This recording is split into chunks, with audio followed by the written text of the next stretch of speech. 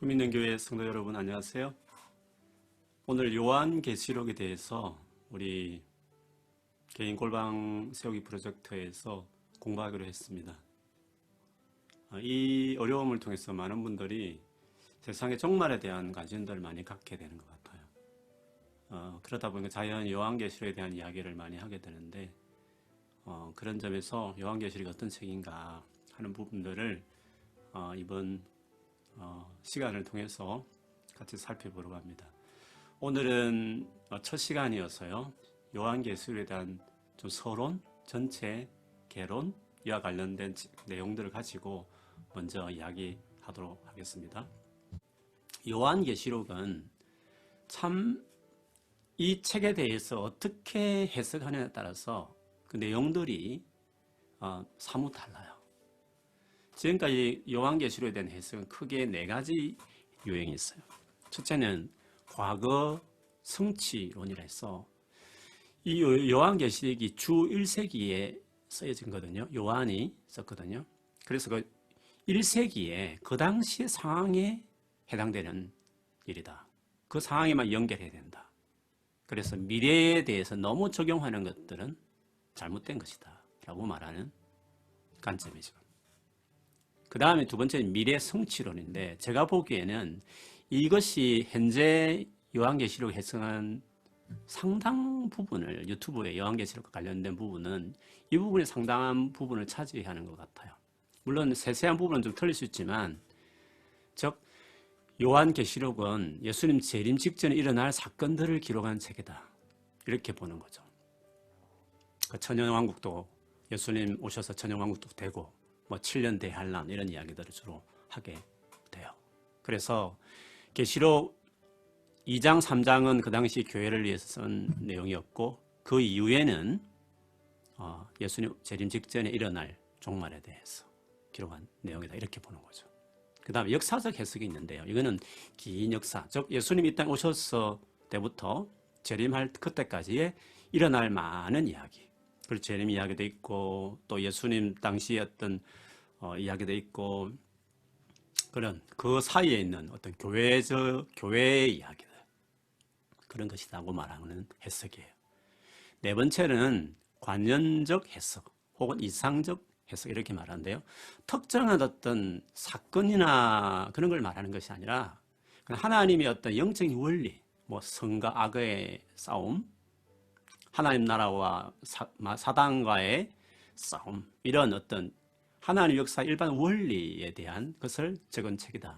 역사적인 사실들을 부정하고자 하는 것이죠. 그런데 사실은 이 네 가지 다 요한계시록 전체를 포괄할 수 없고 다 네 가지가 다 포함되어 있어요. 과거에 있었던 이야기도 있고 미래에 대한 이야기도 당연히 있죠. 그리고 역사적인 부분들 모든 시대에 걸쳐서 해당되는 이야기도 있고 또 그런 걸 통해서 뭔가 하나님의 영적 원리도 있는 것도 사실이에요. 그런데 요한계시록 해석할 때 제일 중요한 부분은요. 2장 3장 7교회를 향한 말씀 이후에 이제 하늘이 열리면서 환상이 보이게 되잖아요.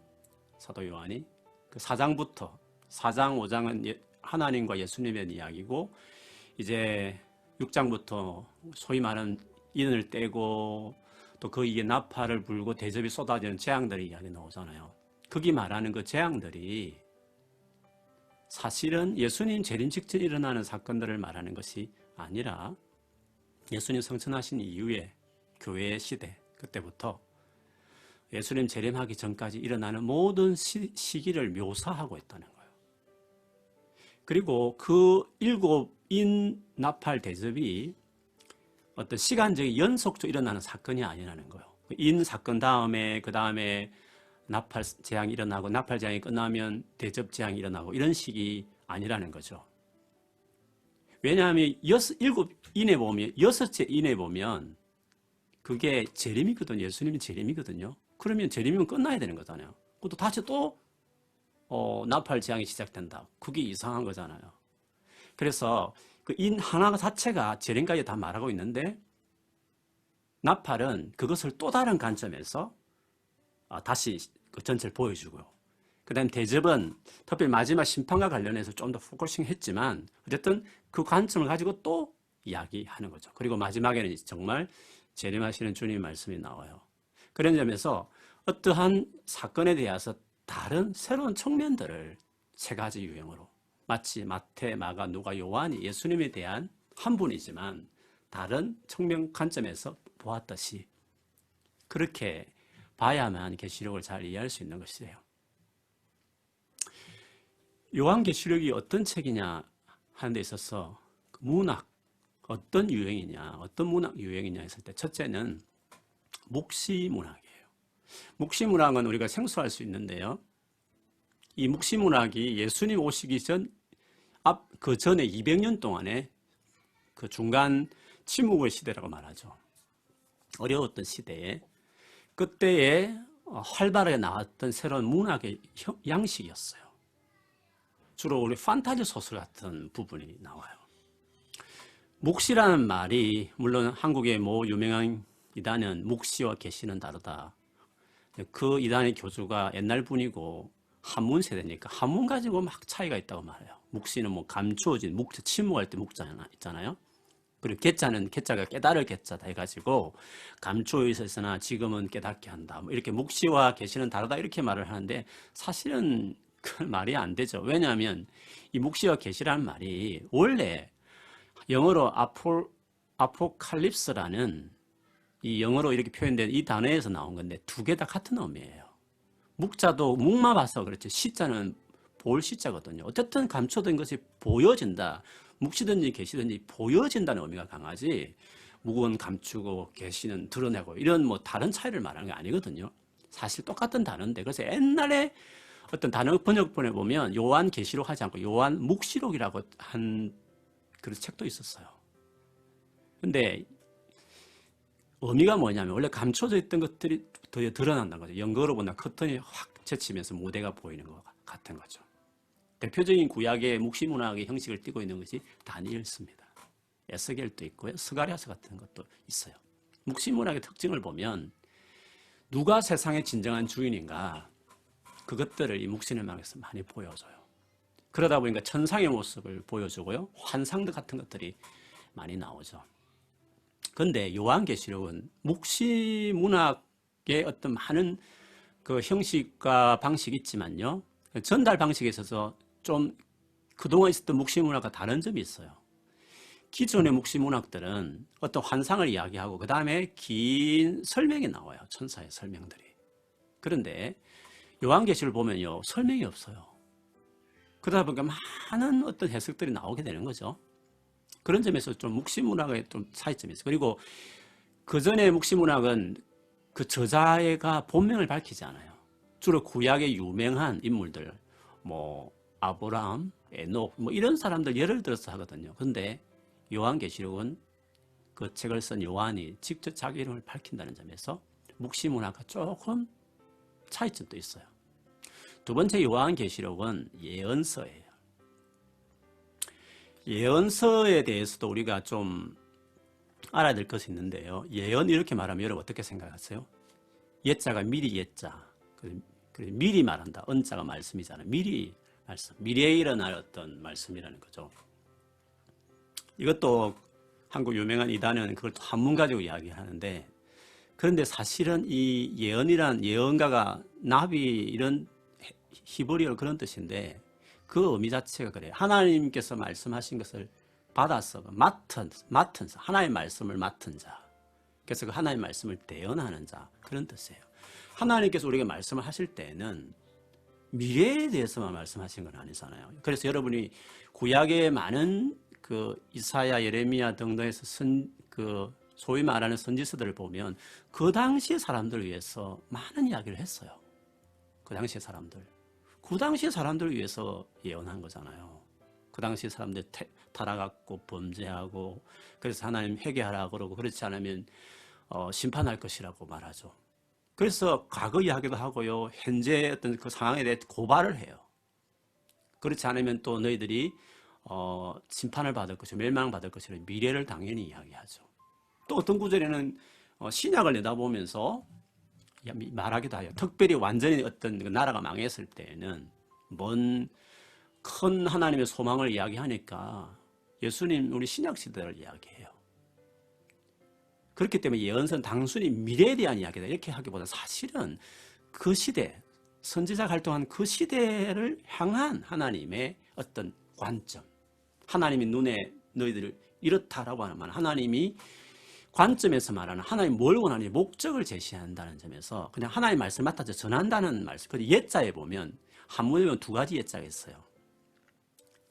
미리 옛자도 있지만 맡을 옛자도 있거든요. 그 사실은 그 말이 맞아요. 말씀을 맡은. 그래서 요한계시록을 우리가 말할 때 예언 이렇게 말하면 예수님 재림할 때 미리 일어날 일 이런 식으로 생각하는 예언서로 보면 안 되고 이 요한계시록이 그 당시에 소아시아 7교회에 쓴 편지이기 때문에 그 7교회를 향한 그 시대 그 교회의 상황에 맞는 하나님의 말씀이다. 그렇게 예언서를 보는 거죠. 그렇게 봐요. 옳아요. 그 다음에 서신인데요. 이거를 잘 많은 분들이 놓치고 있는 부분이에요. 서신형의 편지지 않습니까? 요한계시록을 첫 부분과 그리고 마지막 장 22장을 보면 서신이라 말하면 누가 누구에게 썼으며 그리고 인사도 나오고요. 그 다음에 어떤 쭉 서론에 대한 이야기도 본론 나오고 나중에 끝에 가보면 축복을 비는 이런 말이 나오잖아요. 그래서 요한계시록을 보면 딱 그 형식이에요. 내가 어떻게 이것을 하게 되고 누구에게 쓴다. 7교회에게 이 편지를 써서 보내라. 그렇게 말을 해요. 그 다음에 맨 뒤에 보면 결론 다 말한 다음에 내가 교회들에게 이렇게 말을 했다. 은혜와 복이 너희에게 늘 있기를 바란다. 이 형식을 그대로 취해요. 그래서 2장 3장만 7교회에 향하여 쓴 편지가 아니라 4장도 5장도 666이 나오는 그것도 그 당시에 용, 여자 이것도 그 당시 7교회에 향하여 하신 그 교회를 향한 그 교회에 꼭 그 상황에 맞는 필요한 말씀들을 편지로 적었다는 것을 이야기해요. 다니엘서 같은 데 보면 그 임봉하라 이런 말씀이에요. 먼 훗날 일어날 일이니까. 근데 계시록에 보면 속히 되어질 일이다. 그리고 22장 같은 거 임봉하지 말라 그랬어요. 왜요? 그 당시 사람들을 위해서 쓴 책이니까. 물론 재림이나 뭐 그런 내용은 그 시대 사람들에게 해당되지는 않죠. 그는 그들에겐 먼 이후의 이야기고 우리에게도 그런 미래예요. 그러나 그건 요한계시록만 그런 게 아니라 마태복음에도 그렇고 바울의 서신에도 다 소망에 대한 이야기는 다 나와요. 그런데 주는 그 당시에 그 편지를 받았던 사람들을 그 교회를 위해서 쓴 책이기 때문에 요한계시록을 볼 때에도 마치 암호풀이 하듯이 이 재앙은 오늘날 어떤 시대에 일어난 이야기다. 심지어 이 코로나 바이러스도 바로 몇 장에 있는 바로 이것을 말한다. 이렇게 말하는 것 자체가 너무 성경을 해석하는 기본이 암호 풀듯이 코드 풀듯이 요한계시록을 보면 안 되고 이 편지는 어디까지나 2장 3장 말고도 그 이후의 모든 내용도 그 당시에 교회를 위해서 쓴 편지였다. 그게 이 양식을 볼 때 우리가 알아야 될 부분이기도 해요. 기록 목적이 뭐냐? 도미티안이라는 로마 황제가 있었습니다. 기독교 박해를 아주 강요했던 기독교를 많이 박해했죠. 스스로 자기가 주님이요 하나님이라고 경배를 요구했어요. 그런데 이 황제가 그렇게 백성들의 신임을 얻지 못했어요. 이 말을 할 때 로마에서는 이것을 농담으로 생각했어요. 그런데 언제나 충성한 사람 있잖아요. 잘 보이려고. 그래서 로마보다는 로마가 관할하는 식민지 지역, 즉 지금 요한이 사역했던 그 소아시아 주변의 거기에 분봉왕들, 지역에 로마에 충성하려고, 황제에 충성하려고 하는 사람들이 열성적으로 그걸 참여를 했어요. 일부분은 정말 열심히 하는 사람, 어떤 부분에는 그냥 적당히 하고, 그게 아주 일상적으로 클라이막스의 박해는 아니었지만 그래도 어떤 데는 사람을 정말 숭배하기도 하기도 하고 어떤 경우에는 그냥 내버려 두기도 하고 이런 식으로. 그래서 아시아 지역에 특별히 로마 황제 숭배에 대해 열성적으로 참여했다는 거죠. 그래서 요한도 그 황제의 말기에 그 에베소라는 곳에 목회했는데 그 주변 7교회에 요한이 다 관리를 했죠. 영향으로 사도였으니까. 그러다가 잡혀서 밤모습에 유배를 당해요. 그때 교회가 겪었던 어려움이 뭐냐 했을 때 세 가지인데요. 하나는 거짓 교사들에 대한 어려움이 있었어요. 뭐 니골라당 이런 어미라든지 이런 것들을 뭐 한국의 이단들은 그거를 현대적으로 뭐 다 이렇게 말하지만 사실은 그 당시에 있었던 거거든요. 거짓 교사들 때문에 겪는 어려움이 있었어요. 그 다음에 언제나 그렇지만 유대인들에게 박해가 많았어요. 그것도 2장에 보면 다 나오죠. 그럼 세 번째가 중요한데 로마 권력에 대한 박해죠. 권력에 의한 박해. 로마 황제 숭배를 요구하는 도미티안 황제의 이 정책 때문에 그래요. 조금 전에 말했지만 숭배도 있었지만 뭐 절정이 이루어지는 않았어요. 근데 이 세 번째 부분이 사실은 요한계시록의 많은 부분을 차지해요. 용 같은 건 로마 제국을 말해요. 짐승, 로마 제국에 앞장섰던 정치적인 그 세력뿐만 아니라 그 다음에 그것에 대해 종교적인 제사장 같은 역할을 하는 사람도 있었거든요. 그리고 엄녀, 바벨론 다 요한계시록 시대에 그 로마 제국들, 로마 나라는 그 정권을 권력을 이야기하는 것입니다. 그래서 이런 외적, 내적 문제가 있었어요. 이런 교회를 격려하기 위해서 요한이 썼고 결국에는 그리스도 안에서 우리가 최후 승리한다라는 것을 말하고 싶었던 것이었습니다. 요한계시록의 내용을 보면요. 서문이 있고 마지막 결말이 있습니다. 그 가운데 7가지 계시가 있습니다. 요한은 7이라는 숫자를 좋아합니다. 요한복음도 마찬가지지만 요한계시도 마찬가지예요. 그래서 먼저는 7교회를 위한 편지가 나와요. 그 다음에 이제 하나님의 모습, 하늘의 보좌가 보이면 그리고 그게 예수님이 어린 양 예수님 나와요. 5장에. 그리고 6장부터 드디어 7의 그 떼면 그 책이 펼쳐지거든요. 그것에 대한 7 인봉에 대한 계시. 그 다음에 세 번째는 나팔, 연이어져요. 그 다음에 중간에 여자와 용에 대한 그 이야기 나와요. 이거는 그 당시 교회를 말해요. 핍박 중에 있는 교회를. 그리고 공격하는 사단에 의해서 공격받는 앞제비가 된 로마 제국에 대한 이야기가 나와요. 그 다음에 7 대접은 마지막 완전한 심판이 쏟아지는 거거든요. 그건 그 당시 로마를 향한 멸망할 거다. 그걸 이야기하는 것입니다. 그리고 6번째 계시는 사실은 이거는 그 당시에 교회에 대한 여러 가지 이야기를 하는 거죠. 결국에는 그 당시 교회뿐만 아니라 모든 시대 교회들이 어려움이 있지만 결국은 복음을 전하고 그래서 결국에는 승리한다. 그거를 이야기해요. 그 당시 사람들에게 너무 직접적인 말씀이었죠. 오늘 우리 보면서 그것도 은혜가 되죠. 그리고 드디어 세상의 종말, 마지막 진정한 종말에 대한 이야기를 말해요. 다른 여러 서신과 복음서 예수님 말씀과 똑같아요. 그리고 결말은 그래 7교회를 이렇게 이야기한 다음에 끝까지 믿음을 지키라. 주님 곧 오실 것이며 그리고 은혜가 내게 있기를 바란다. 그런 식으로 이야기를 결론 내리는 것입니다. 이것이 요한계시록의 서론과 같은 것입니다. 네, 이상이 요한계시록에 대한 서론이었습니다. 어떠세요? 여러분 평소에 알고 있던 요한계시록과 어떤 차이가 되십니까? 첫 시간은 이 정도로 이제 요한계시록에 대한 인스트럭션, 결론에 대해서 말씀을 드렸고요. 그 다음 이 시간에는 요한계시록을 실제로 1장을 가지고 한번 그 묵상의 첫 번째 단계인 관찰에 대해서 한번 하겠습니다. 실제로 그때 여러분 성경을 딱 펴고요. 1장 앞부분만 할 거예요. 그리고 그것을 이번 금요일 날 해석을 한번 실제로 묵상하는 시간을 가질게요. 그래서 한번 다음 비디오도 보시고 또 본문과 직접 한번 그 요한계시록의 그 서론을 생각하면서 실제로 그 본문 한번 보시면 정말 평소 보는 것과 다를 거예요. 그렇게 하셔서 금요일 날 한번 뵙도록 하겠습니다.